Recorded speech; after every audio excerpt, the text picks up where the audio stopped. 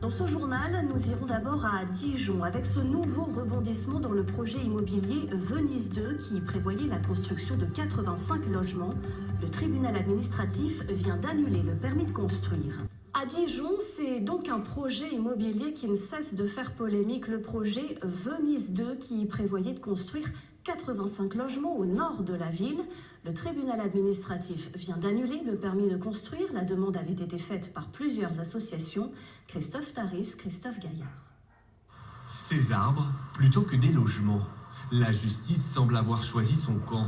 Sur ce terrain de 3 hectares au nord de Dijon, la ville veut construire 85 logements, mais plusieurs associations s'y opposent et défendent la biodiversité du site.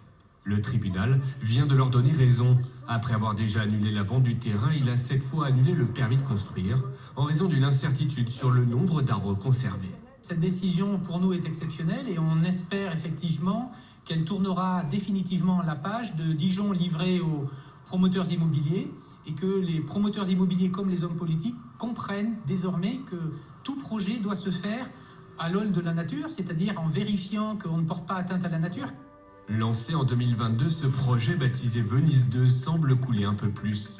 La mairie se refuse à tout commentaire. Peut-elle carrément abandonner le projet? Un choix cornélien pour Nathalie Kunders, tant il était cher à son prédécesseur François Rebsamen.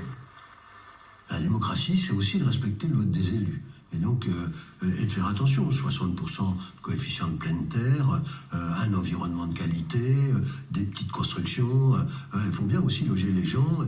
Après des mois de mobilisation, le collectif veut classer le site. Il prône la concertation, même si les échanges avec le maire dernièrement n'ont pas été productifs.